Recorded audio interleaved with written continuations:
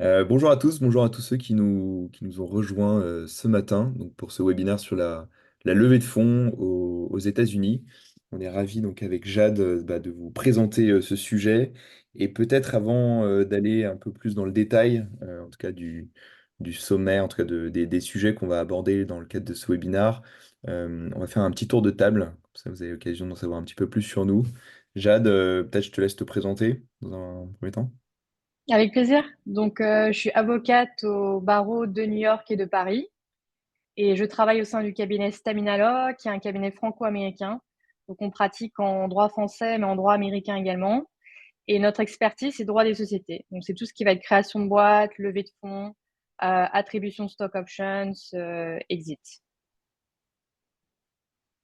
Super. Et de mon côté, donc Marc Fournier, je suis avocat inscrit au barreau de New York et au barreau de Paris. Et ma spécialité est orientée donc tout ce qui est la pratique du droit des affaires pour les entrepreneurs, soit pour les levées de fonds, également intéressement au capital, exit, restructuring, donc tous ces sujets. Et c'est pour ça qu'avec Jade, on avait envie donc d'organiser ce webinaire sur la thématique de la levée de fonds aux États-Unis pour vous, notamment entrepreneurs, parce que souvent on a beaucoup de questions. De votre part pour savoir comment aller attirer des investisseurs US et même peut-être comment aller s'implanter sur un marché américain. Donc voilà, c'est l'occasion d'aller un petit peu plus dans le détail. On remercie également notre partenaire Seed Legals, qui permet aussi d'organiser ce webinaire, qui est une legal tech anglaise et qui permet justement de pouvoir automatiser de la documentation juridique, notamment en matière de levée de fonds. Voilà nous concernant et pour cette petite page de publicité. Maintenant, si on va un peu plus dans le détail et vous présenter les sujets qu'on souhaite aborder, euh, dans un premier temps, et ça c'est souvent la première question qu'on voit, qui n'est pas forcément juridique, mais quand même qui est à mi-chemin avec le legal, c'est comment vous, entrepreneurs, attirez des investisseurs US. Pourquoi? Parce que et ça, Jade pourra nous en dire un petit peu plus, mais les investisseurs US ont des attentes peut-être un petit peu différentes, ou du moins la manière de les aborder est aussi un peu différente que des investisseurs peut-être plus français, ou en tout cas des BA français que vous avez l'habitude d'échanger. Ensuite, dans un second temps, c'est de faire un focus sur les instruments juridiques en fait, qui existent pour justement lever des fonds aux États-Unis. Et on va vous montrer en fait qu'il y a des points, il y a on va dire, il y a des points communs entre ce qui existe en France, également aux États-Unis. Donc ça, c'est le deuxième chantier. Et le troisième point, ça également, c'est si vous avez envie d'aller plus loin, c'est-à-dire au-delà d'aller lever des fonds, c'est carrément, on va dire, se lancer sur le marché US et s'implanter durablement sur le marché américain, c'est comment justement réussir son flip. Vous avez déjà dû entendre ce terme. Tiens, j'ai flippé ma boîte aux États-Unis. Et voilà, justement, savoir qu'est-ce qui se cache derrière ce terme. Et enfin, on va faire aussi un petit détour concernant Y Combinator, parce qu'on a aussi, nous, des clients qui postulent à Y Combinator, qui sont acceptés chez Y Combinator. Et donc, pour ceux qui se posent justement ces questions, c'est l'occasion de aussi vous montrer qu'est-ce que ça implique concernant pour la suite de votre aventure aux États-Unis avec Y Combinator. Premier sujet, on l'a dit, comment attirer des investisseurs US? Et alors Jade, à toi de nous donner peut-être un peu ton retour d'expérience en la matière sur comment les attirer. Déjà, c'est très intéressant de commencer à explorer un peu le marché avec les investisseurs américains parce qu'on n'est pas du tout sur les mêmes tickets d'investissement.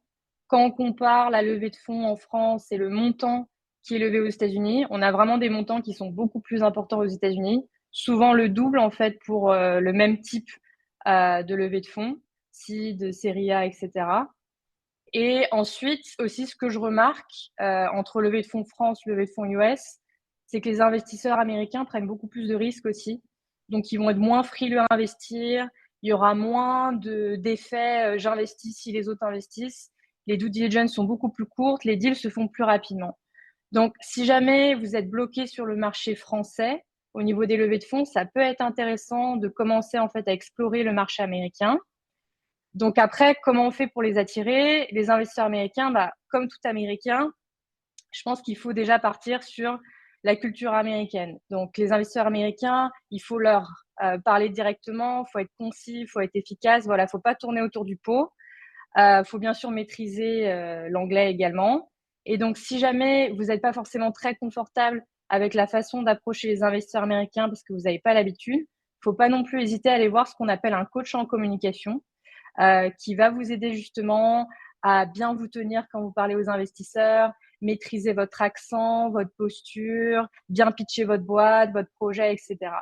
Moi, je connais par exemple une coach en communication qui s'appelle Lisa Patty de C3 Speech, qui est pas mal. Mais après, voilà, il y a plein de coachs en communication qui existent. Donc ça peut être un outil assez intéressant pour se préparer justement à communiquer avec les investisseurs américains. Ensuite, le deuxième point que je vois dans les boîtes françaises qui lèvent des fonds avec des investisseurs US, il faut quand même qu'il y ait un marché soit américain, soit international pour votre produit. Parce que si vous avez un produit quand même qui est 100% franco-français, c'est vrai que ça va être compliqué d'intéresser les investisseurs américains sur votre produit franco-français. Donc en général, soit il y a une possibilité d'exporter le produit sur le marché américain, soit c'est quelque chose d'international parce que vous êtes par exemple sur du SaaS, de l'IA, la cybersécurité, etc. Ensuite, il faut adapter aussi bien sûr son pitch deck à la façon américaine. Là, je ne vais pas rentrer dans le détail, mais vous regardez sur Google pitch deck USA, on va vous expliquer exactement quel est l'ordre des slides, d'abord la problématique, quelle est la solution au problème, présentation de l'équipe, etc. Il y a une façon très spécifique de faire. Et en fait, ce que je remarque aux États-Unis aussi, c'est qu'il ne faut pas hésiter à rentrer dans le moule américain. Il ne faut pas commencer à essayer de faire les choses à la française. Il faut savoir comment ça se passe aux États-Unis et faire comme tout le monde le fait. Et si vous posez la question, est-ce qu'il faut que j'ai déjà une boîte en fait incorporée aux États-Unis avant d'aller contacter des investisseurs américains? Alors, c'est pas du tout obligé parce que souvent, ce qui se passe lorsqu'un investisseur américain qui est lead ou co-lead dans une levée de fonds requiert à ce qu'il y ait une société américaine, ce sera en fait une condition precedent dans la term sheet. Et donc, c'est au moment de la levée de fonds et après, en fait, que la term sheet soit signée, qu'on va incorporer la boîte, faire le flip dont on va parler par la suite, et après, il y aura le closing de la levée de fonds. Et peut-être aussi pour compléter ce que dit Jade, en tout cas dans ma pratique et ce que je vois, je trouve que, en tout cas côté fondateur, et notamment parfois dans certains qui sont à Station F, sur l'entraînement des pitchs, vraiment, moi je vous invite à le faire effectivement donc en français, mais surtout en anglais. Vous préparez de faire des pitchs aussi en anglais parce que souvent il peut arriver qu'on fasse une introduction à un BA qui est américain ou anglais, et c'est là où il faut être prêt. Et donc c'est pour ça, comme le disait justement Jade, il faut se préparer. Alors, soit vous avez des coachs, mais en attendant, il faut vraiment préparer votre récit, préparer votre storytelling.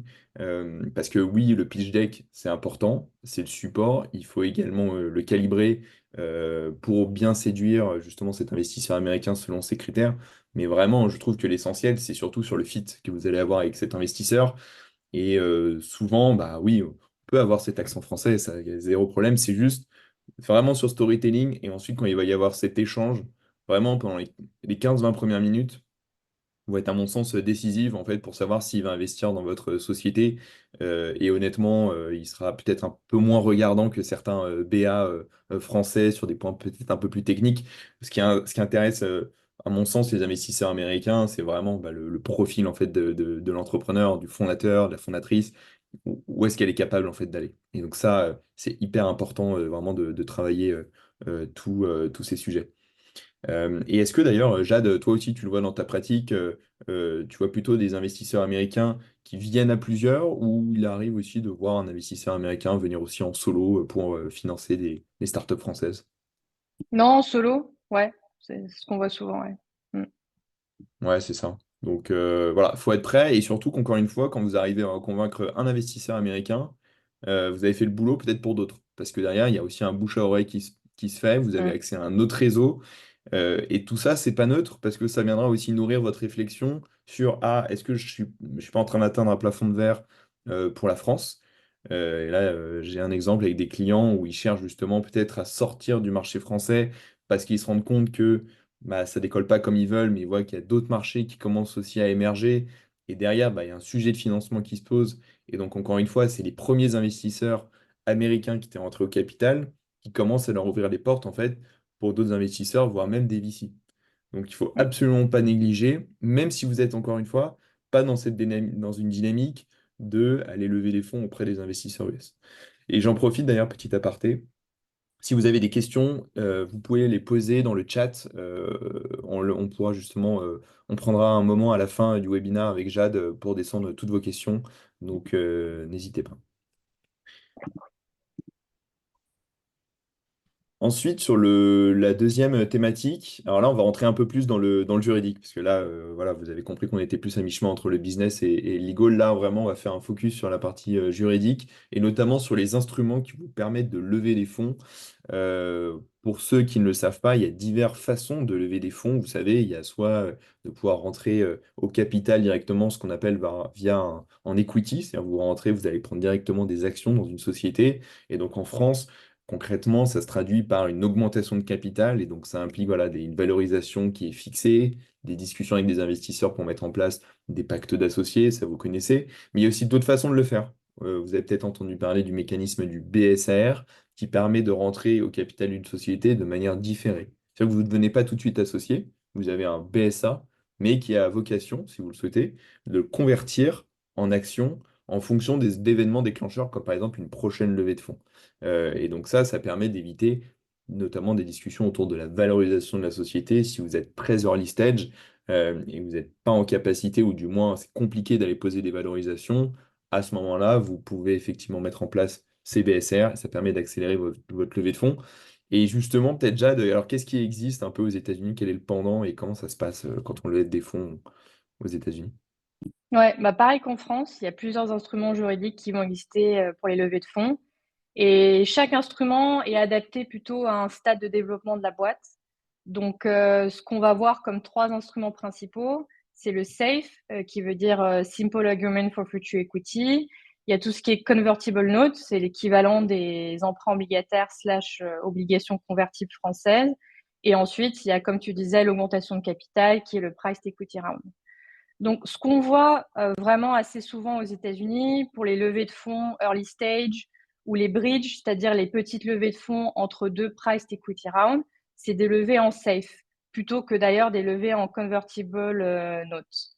Et quand je dis levée de fonds early stage aux États-Unis, donc vu qu'on est sur des montants plus élevés, souvent, lorsqu'on est jusqu'à à peu près 2 millions de dollars qui sont levés, on peut partir sur une levée de fonds en safe plutôt qu'un price round. Et ça, c'est vraiment un atout parce qu'en fait, aux États-Unis, la plupart des startups, elles vont déjà utiliser le safe de Y Combinator. Donc, elles vont pas le modifier, elles vont aller sur le site de YC, elles vont prendre le template du safe. Il y en a d'ailleurs plusieurs. On pourra, Marc, parler un peu des différences peut-être safe versus BSAR. Et donc, c'est très rapide de lever des fonds. Ça permet de récupérer aussi les tickets des investisseurs au fur et à mesure. Il n'y a pas une date de closing à laquelle il faut récupérer les investissements de tout le monde. Et vu que c'est rapide, ça permet aussi de minimiser les coûts. Parce qu'un price equity round, voilà, c'est vraiment une levée de fonds qui va prendre du temps, donc les coûts ne sont pas du tout les mêmes. Donc Safe, c'est vraiment quelque chose qu'on voit souvent voilà, pour les levées early stage. Convertible Note, c'est plutôt un instrument qui est utilisé par les universités ou certains incubateurs accélérateurs aux États-Unis. Quand je dis université, c'est par exemple le cas d'une boîte health tech. On a l'université qui détient la propriété intellectuelle. Il y a une licence entre l'université et la boîte. Et dans le cadre de cette licence, il y a aussi souvent en fait un droit à l'université d'avoir l'equity. Et donc, c'est souvent sous forme de convertible note.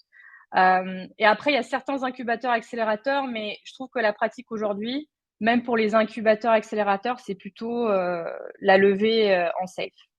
Et après, le price equity round, là, c'est l'équivalent de l'augmentation de capital et on l'utilise vraiment quand on est des montants assez élevés.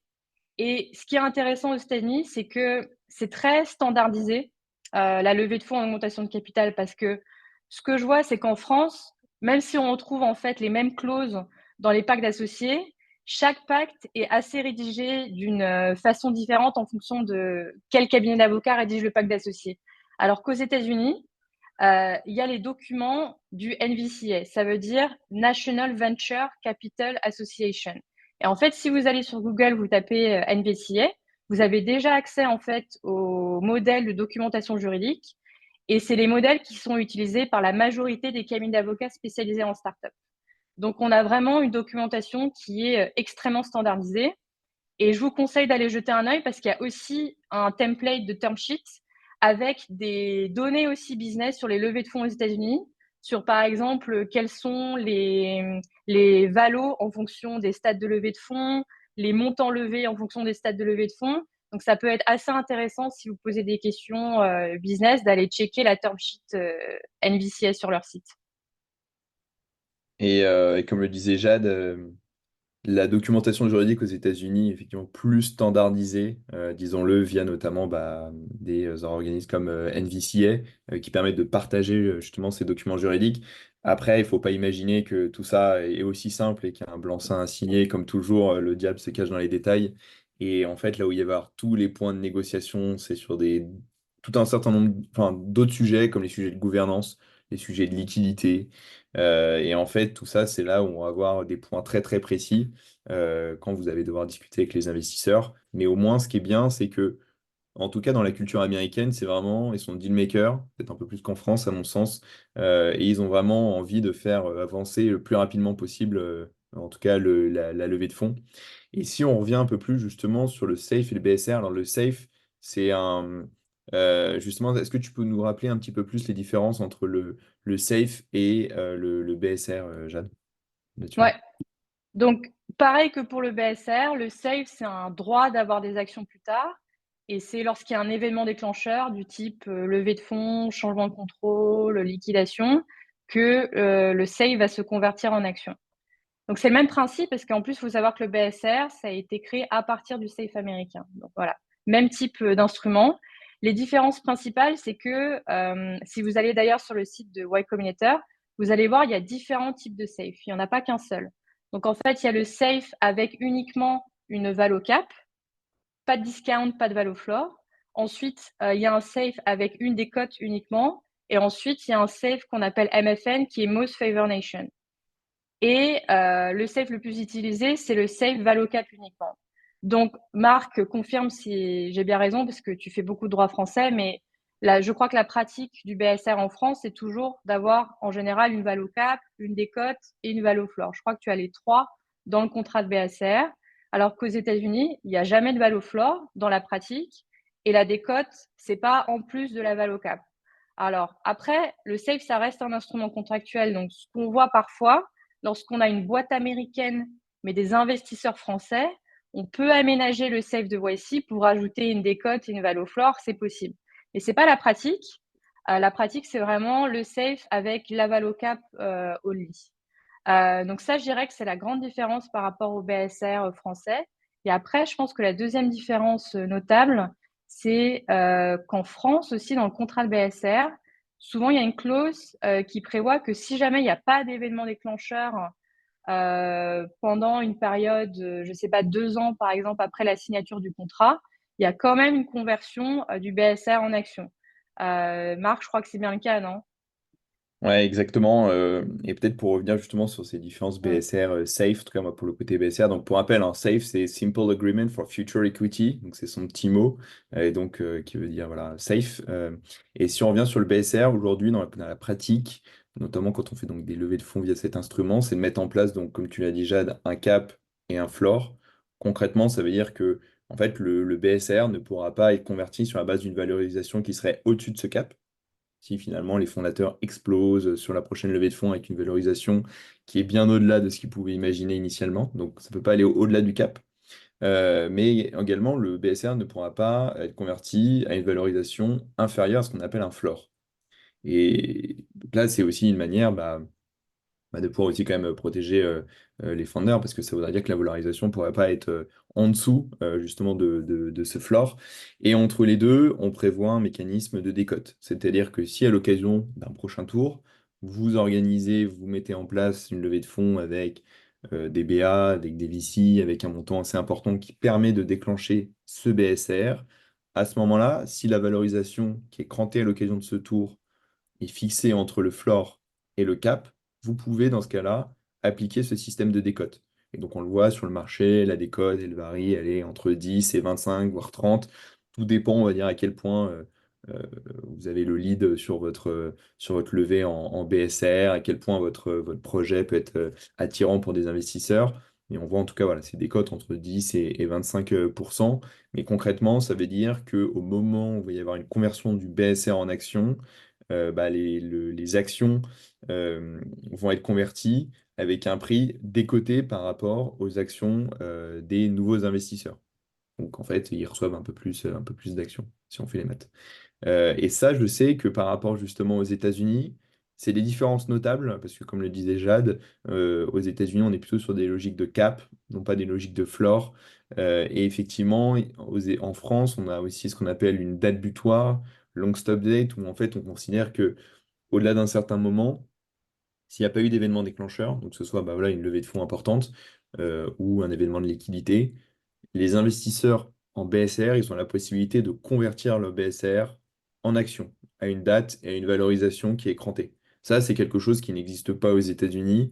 Et tu me coupes, Jade, mais pour moi, bah, en fait, toute la mentalité américaine, c'est de dire, j'investis, cette boîte, de toute façon, elle est obligée de lever si elle veut exploser, ou du moins, voilà, si elle veut continuer à survivre.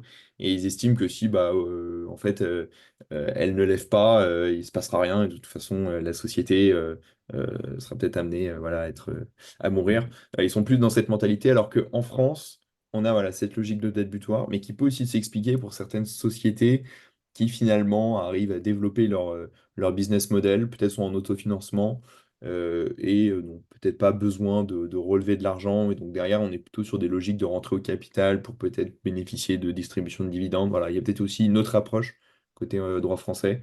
Mais à mon sens, voilà un peu les différences que vous avez avec le BSR et le SAFE.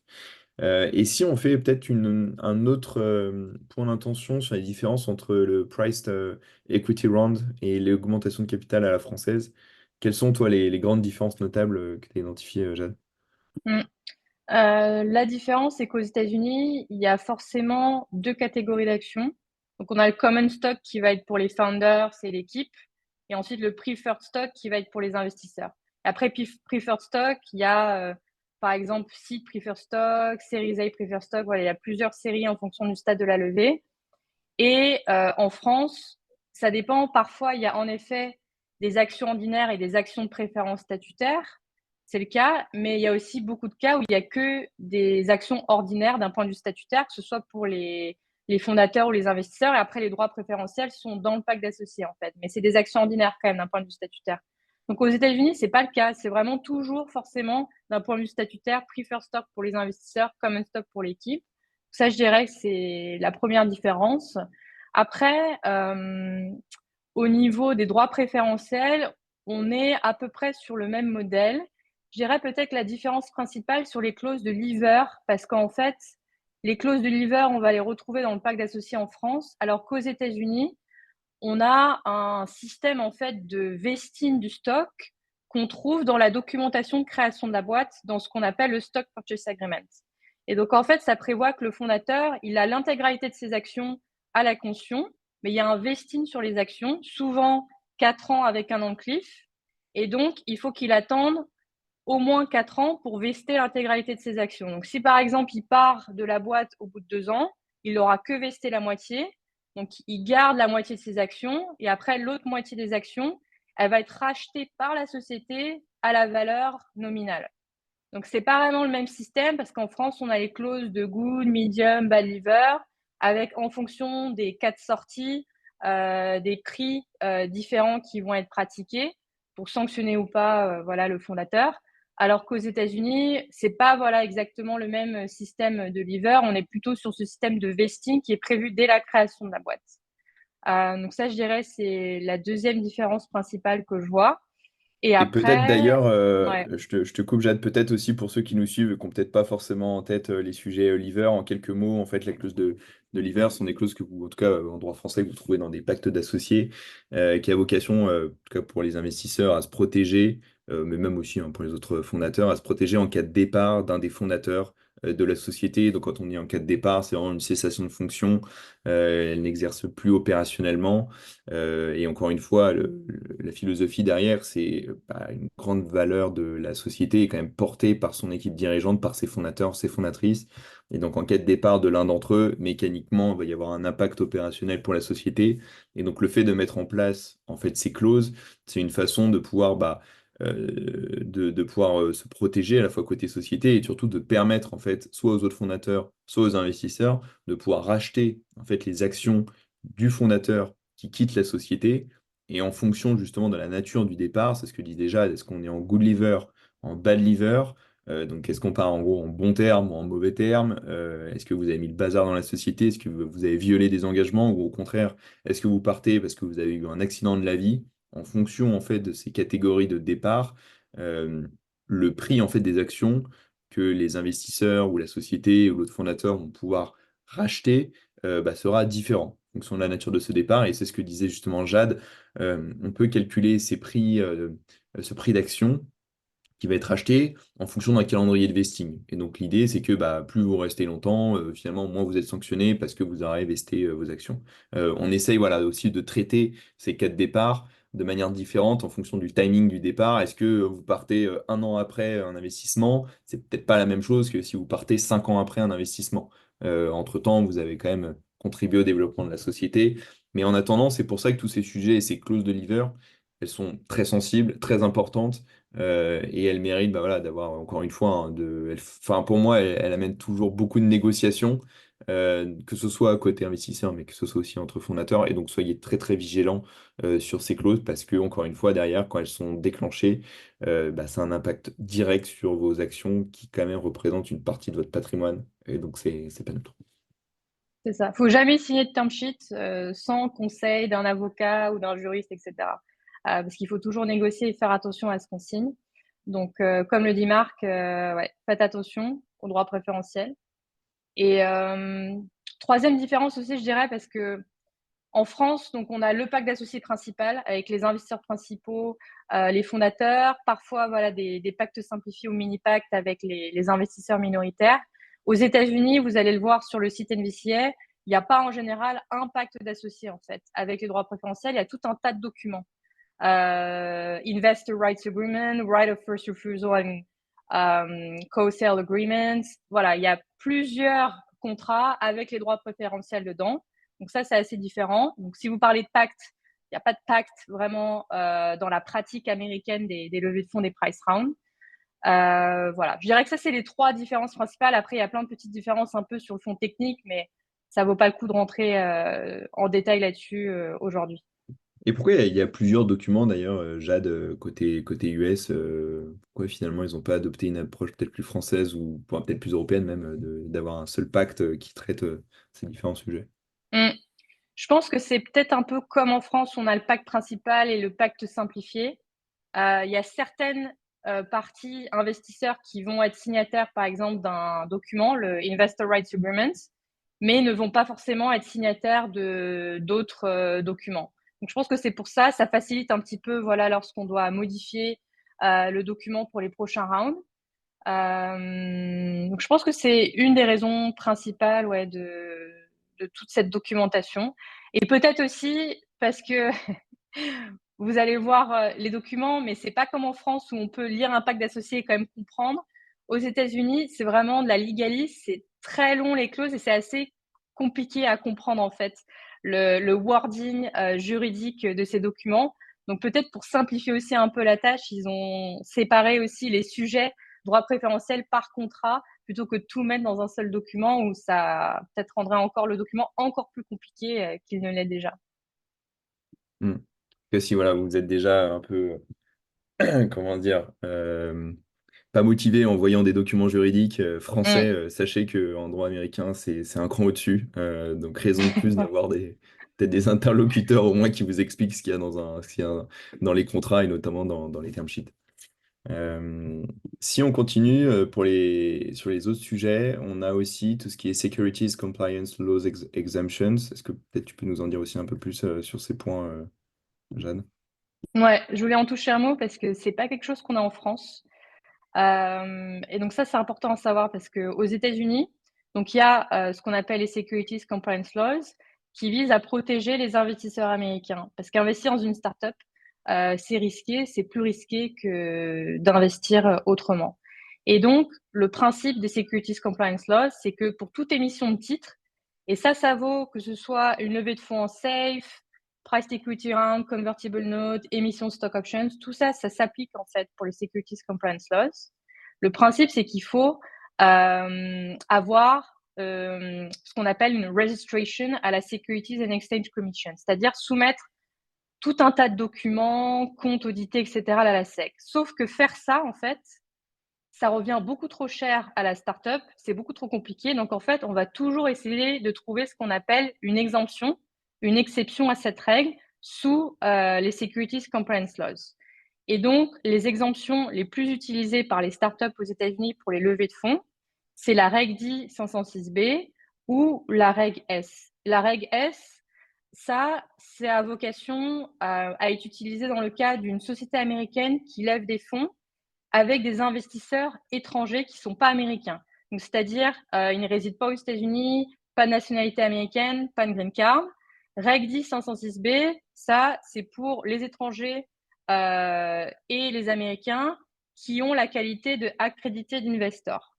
Et donc, accrédité d'investor, c'est pas une certification que vous allez demander en tant qu'investisseur pour devenir accrédité d'investor. C'est soit vous l'êtes, soit vous ne l'êtes pas, en fait, en fonction des conditions que vous remplissez. Il y a plein de différents cas, en fait, pour être qualifié de accrédité d'investor. Mais pour vous donner un exemple, en tant que particulier, un des cas pour être accrédité d'investor, c'est avoir au moins 200 000 dollars de revenus les 2 dernières années avant votre investissement dans une startup. Et donc ça, c'est important à savoir parce qu'en France, si jamais vous levez des fonds et vous avez envie de faire entrer un ami au capital, faire entrer peut-être un BA, mais qui n'a pas les revenus des 200 000 d'accrédité investor, en France, vous pouvez, mais pour une levée de fonds dans une boîte américaine, ça va pas être possible parce qu'en fait, ça va vous revenir beaucoup trop cher à essayer de trouver un moyen sous les Securities Compliance Laws de les faire entrer, qu'en fait, vaut mieux ne pas accepter le ticket d'investissement. Et donc, il faut soit en général lever des fonds avec que des accrédités d'investors, soit lever des fonds avec des étrangers, soit un mélange des deux. Et peut-être, pour compléter ce que dit Jade, vous avez bien compris, hein, ici, il y a des logiques, notamment aux États-Unis, mais ça existe aussi en Angleterre de accredited investor, non-accredited investor. Concrètement, est-ce que vous êtes des investisseurs qualifiés, sophistiqués ou non? Et côté américain, donc il y a la SEC, donc un peu notre équivalent AMF, disons-le, ou si vous rentrez justement, vous n'êtes pas accredited investor et donc vous êtes non-accredited, ça va impliquer effectivement des filings et surtout aussi tout un certain nombre de documents à fournir à ce non-accredited investor. Pourquoi? Parce que les États-Unis ils sont dans cette philosophie de faire en sorte que ces investisseurs qui n'ont peut-être pas l'habitude, qui n'ont pas des hauts revenus, qui n'ont peut-être pas l'habitude d'investir, aient justement des connaissances suffisantes concernant votre société, que ce soit bien éclairé, et d'où cette logique en fait de protection à l'égard de ces investisseurs. Et donc, c'est vraiment des points à avoir en tête parce que derrière, ça va quand même déterminer la levée de fonds que vous allez mener avec ces investisseurs. Mm. Et ce que j'ai oublié de préciser aussi, c'est qu'en fait, même si on lève des fonds sous une exemption, du type par exemple Reg 10 506B, il y a quand même en général des filings à faire au niveau fédéral et souvent au niveau étatique dans les états de résidence des investisseurs, avec des filing fees à payer aussi, qui sont quand même de quelques centaines de dollars, parfois par état. Donc c'est aussi à savoir en amont parce que c'est l'argent qui va être imputé sur votre levée de fonds. Et il y a quand même voilà, des filings à faire qui, bien sûr, ne seront pas aussi compliqués et conséquents qu'un filing si on n'était pas sous une exemption, mais il faut quand même faire des filings. Et d'ailleurs aussi, ça fait le lien si vous êtes entrepreneur français, que vous souhaitez lever des fonds auprès d'investisseurs américains, nationalité américaine, ils sont basés aux États-Unis. Là aussi, pardon, il faut être vigilant parce que ça implique, à mon sens, aussi des déclarations peut-être supplémentaires. Alors, on est encore une fois en fonction en fait du statut, est-ce qu'on est accredited, non accredited, mais si on est accredited, il peut aussi y avoir des sujets de déclaration. Donc, soyez vigilants hein, quand vous voyez des levées de fonds éventuelles, vous êtes entreprise française et vous souhaitez lever des fonds auprès d'un investisseur américain, voilà, soyez vigilants avant de déclencher, on va dire, l'investissement parce qu'il y a sûrement des check-ups à faire en amont.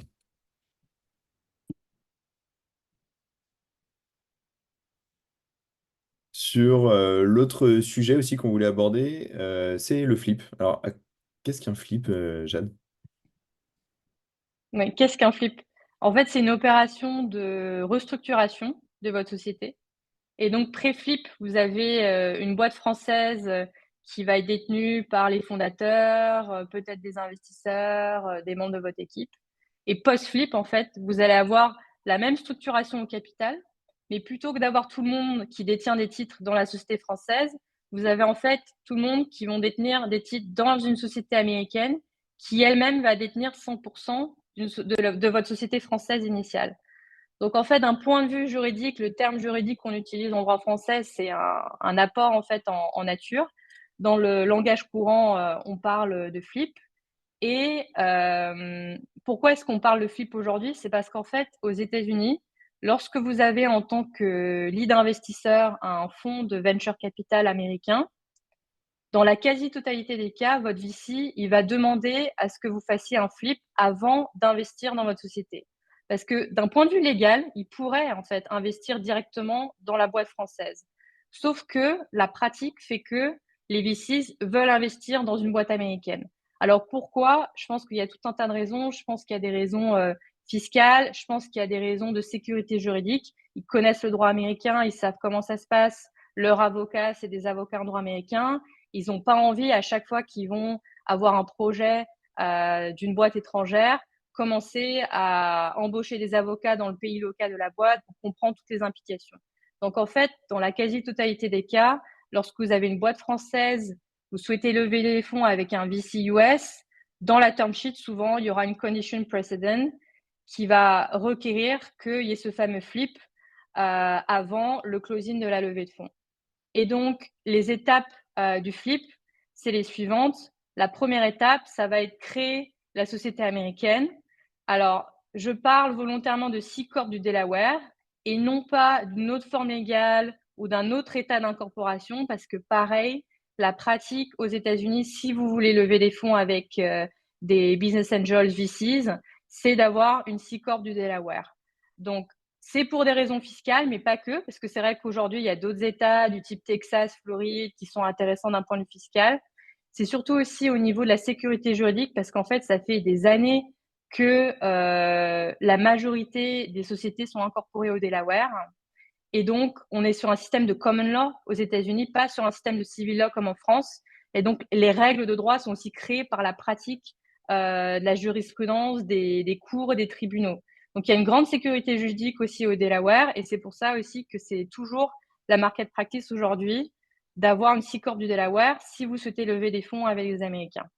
Donc, première étape, vous créez cette boîte. Et ce qu'il faut savoir, c'est qu'aux États-Unis, quand vous créez une société, il n'y a pas encore en fait d'associés et d'émission d'actions à la phase de la constitution. Donc, en fait, c'est un Certificate of Incorporation que vous allez signer, que vous allez déposer au Delaware Secretary of State. Au bout de 2 heures ou 2 jours, ça dépend combien vous payez voilà, pour le timing de l'immatriculation, la boîte va être immatriculée. Et en fait, c'est après l'immatriculation de la société qu'on rentre dans la phase de nomination des dirigeants, attribution du stock aux associés, etc. Et ça, je le précise parce que c'est important pour l'opération de flip, comme on va voir dans le schéma après, parce qu'en France, quand vous créez une boîte, les statuts constitutifs, ils vont être signés par les associés fondateurs, en fait. Dès l'immatriculation, vous avez les actions, en fait, qui sont émises. C'est pas le cas aux États-Unis. Donc, voilà. Premier cas, c'est on crée la boîte américaine. Comme vous pouvez le voir sur le schéma numéro 2, il n'y a pas d'actions, il n'y a pas de titres qui sont émis. Et la troisième étape, ça va être un échange. Donc, en fait, les personnes qui ont des actions dans la boîte française vont donner leurs actions à la boîte américaine. Et en échange, la boîte américaine va émettre des nouvelles actions à ses associés français. Ce qui permet, in fine, d'avoir la même répartition au capital que dans le schéma numéro 1, mais plutôt que d'avoir les actions directement dans la boîte française, ils vont les avoir dans la boîte américaine qui elle-même ensuite va détenir les actions de la boîte française. Donc ça, c'est pour les actions. Voilà, c'est un échange d'actions entre les associés de la boîte française et la boîte américaine qui va non pas donner du cash pour les associés, mais qui va émettre des nouvelles actions au profit de ces associés français. Après, on peut se poser la question, qu'est-ce qui se passe si jamais il n'y a pas que des actions en fait qui sont émises dans la boîte française, mais il y a aussi peut-être des BSR en fait qui ont été mis. Là, il y a plusieurs possibilités, donc c'est un peu à déterminer au cas par cas en fonction de la situation. Soit les BSR sont transformés en safe, donc in fine, il n'y a plus de BSR dans la boîte française, mais en fait, il y a des safes qui sont détenus dans la boîte américaine. Soit les BSR sont exercés, donc ils vont être convertis en actions et les actions en exercice des BSR vont ensuite être échangées, comme dans l'étape dont je viens de vous parler. Voilà, donc ça, c'est les deux scénarios pour les BSR. Ensuite, en plus des BSR et des actions, il y a peut-être des BSPCE, des BSA, voilà, qui ont été attribués à votre équipe. Et donc, vous allez vous poser la question aussi, qu'est-ce qu'on fait de ces BSPCE et des BSA? Là, pareil, il y a plusieurs possibilités qui sont un peu à déterminer au cas par cas. La première possibilité, c'est d'avoir ces BSPCE, ces BSA exercés en amont de ce qui était prévu et d'avoir ensuite l'échange des actions dont on vient de parler et de remplacer ces BSPCE, ces BSA par des options qui ont été mises par la boîte américaine. Voilà. Donc ça, c'est une des possibilités. Ensuite, une autre possibilité, ce qu'on voit, je dirais, la plupart du temps dans les opérations de flip, c'est on garde en fait les BSPCE et les BSA dans la boîte française. On ne va pas les exercer, on ne va pas les annuler, voilà, on ne va pas les échanger tout de suite, mais on va mettre en place ce qu'on appelle un Deferred Exchange Agreement. Et donc, en fait, le jour où ces BSPCE ou ces BSA sont transformés en actions, c'est à ce moment-là qu'il y aura le fameux échange entre ces titulaires et la boîte américaine pour que, in fine, les titulaires n'aient pas les actions dans la boîte française, mais aient les actions dans la boîte américaine. Et la raison aussi pour laquelle on fait tout ça, c'est parce qu'en fait, quand on est sur une structuration boîte américaine, boîte française, on veut toujours avoir quand même la boîte française in fine détenue à 100% par la boîte américaine pour la perspective d'exit. Parce que quand vous allez avoir quelqu'un à la fin qui veut racheter votre produit, en fait, il va avoir la possibilité de racheter l'intégralité des titres dans la boîte américaine. Et donc, de facto, il rachète le groupe. Il ne veut pas avoir quelques personnes qui se baladent dans la boîte française avec des titres. Donc, c'est pour ça qu'on échange tout ou qu'on met en place ces fameux Deferred Exchange Agreements. Exactement, et donc vous Voilà. avez vraiment la boîte américaine qui devient la Topco, et ensuite bah, la société française qui devient une filiale. Et donc c'est le même sujet, hein. Si vous avez également des sociétés en Allemagne ou en Angleterre, en fait l'objectif c'est que ça devienne vraiment des filiales de cette société qui est immatriculée aux États-Unis, en fait dans laquelle bah, les investisseurs, les fondateurs détiennent le capital. Je vois que je vois que ça avance aussi Ouais. sur le timing. Peut-être rapidement aussi dans les alternatives, si tu veux en toucher ton mot là-dessus, Jeanne. Ouais. Je voulais parler quand même d'une alternative au flip parce que le flip, c'est une opération en général qui dure entre 1 mois et demi, 3 mois. Il y a beaucoup d'implications fiscales juridiques, donc c'est assez complexe, donc c'est long. C'est coûteux aussi. Les frais d'avocat, donc ça dépend des cabinets, mais ça peut être à partir de 15 000 euros.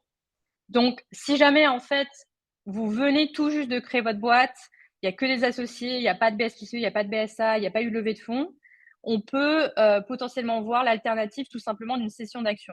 Donc, il n'y a pas d'échange d'actions, il n'y a pas d'apport en nature, c'est en fait les associés de la boîte française qui vont vendre leurs actions à la boîte américaine. La boîte américaine les achète et donc en contrepartie, elle va verser du cash aux associés de la boîte française. Voilà. Ça peut être une alternative. La cession d'actions, c'est rapide à faire. C'est pas quelque chose qui est très coûteux. Donc voilà, je pense que c'était important d'en toucher un mot. Complètement. Moi, j'ai eu ce cas il n'y a pas très longtemps, justement, avec des clients qui ont fait ça parce que ils ont tout de suite pu partir sur le marché américain. Ils avaient quand même constitué Mm. leur première société en France. Et on a mis en place justement bah, des sessions d'actions avec cette société constituée au Delaware. Et comme l'a dit encore une fois Jade, c'est vraiment une question de timing, hein. Ça dépend où est-ce que vous en êtes à votre stade de développement. Si on vous êtes au tout début et que vous avez déjà justement une fenêtre de tir avec des investisseurs US, faut vraiment se poser tout de suite cette question et vous pouvez économiser encore une fois, hein. Il faut regarder avoir la big picture, mais sachez que ça peut être fait plus simplement que des opérations de flip avec des apports. comme le présentait Jade. Si on va sur le dernier sujet, un sujet aussi qui concerne certains d'entre nous, ou du moins certains se posent souvent la question, c'est le cas de Y Combinator. Qu'est-ce qui se passe quand voilà, on dépose un dossier chez Y Combinator, mais qu'est-ce que ça implique ensuite pour la société française? Mm. Donc, bah déjà, félicitations. Si jamais il y a une boîte qui est acceptée à YC, c'est vraiment un big step. Donc, quand on est accepté à YC, en fait, YC va vous demander tout un tas de documentation juridique. En fait, les juristes de YC vont vérifier les documents juridiques et ils vont mettre en général un ticket d'investissement dans la boîte. Sauf que, comme je l'ai déjà énoncé au préalable, ils veulent pas investir directement dans la boîte française, YC. Donc, ils vont demander à ce qu'il y ait ce fameux flip ou cession d'actions qui soit fait au préalable de leur investissement, si jamais vous n'avez pas encore structuré de boîte américaine en tant que topco. Donc, si vous avez la boîte française, voilà, vous êtes accepté à YC. Il y a quelques petits tips que je donne pour minimiser des coûts. La première chose, c'est que si vous n'avez pas encore en fait créé de boîte française, vous êtes accepté à YC, ne créez pas la boîte française tout de suite en fait. Il vaut mieux d'abord créer dans un premier temps la boîte américaine et après créer la boîte française en tant que filiale de la boîte américaine. Comme ça vous évite d'avoir cette opération soit de flip, soit de cession d'actions qui va prendre plus de temps et qui va coûter un peu plus cher que d'avoir juste une seule étape. Donc ça, c'est le premier conseil que je donne. Ensuite, pareil, si jamais vous avez déjà une boîte française et que vous êtes sur le point peut-être de lever des fonds ou d'attribuer l'equity à votre équipe avant d'être accepté à YC, ne le faites pas tout de suite parce qu'en fait, plus il y a de titres qui sont émis dans la boîte française avant un flip, plus ça va compliquer l'opération de flip et engendrer des coûts et prendre du temps. Donc en fait, vaut mieux pas le faire tout de suite, être accepté à YC, faire le fameux flip et dans un second temps, après, faire les attributions d'equity mais dans la boîte américaine et faire la levée de fonds dans la boîte américaine. Voilà, ça c'est le deuxième conseil. Ensuite, au niveau de la documentation juridique que va vous demander YC, donc c'est vraiment une documentation qui va être market practice d'un point de vue US. Donc typiquement, pour créer la boîte, ils vont vous demander le Certificate of Incorporation, ils vont demander les Common Stock Purchase Agreement, Confidentiality Innovation Assignment Agreement. Voilà, il y a tout un tas de documents en fait qu'il faut savoir qui sont vraiment spécifiques à YC. Donc, il ne faut pas commencer à créer sa boîte avec n'importe quel document. Et donc, soit il faut faire appel à un avocat voilà, spécialisé en startup qui a l'habitude de ce type de sujet, soit il y a des plateformes aussi qui existent aux États-Unis.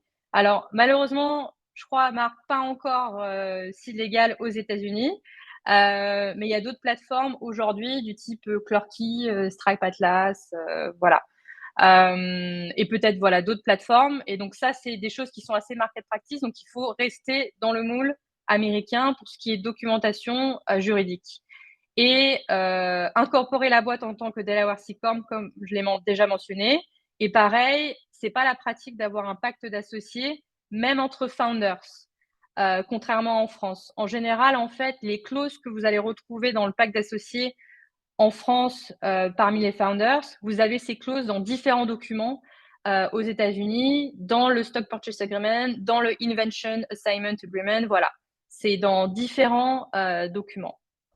Et dernier point aussi auquel il faut faire attention, parce que ça, je le vois souvent, lorsque vous allez recevoir le safe de YC, et si jamais vous émettez des safes à destination de d'autres investisseurs, sachez que ce n'est pas suffisant d'un point de vue juridique pour être carré.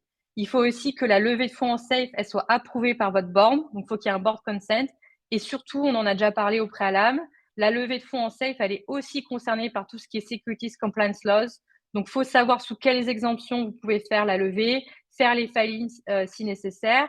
Et attention, si vous utilisez le safe de YC, c'est un safe qui est rédigé à destination des accredited investors only.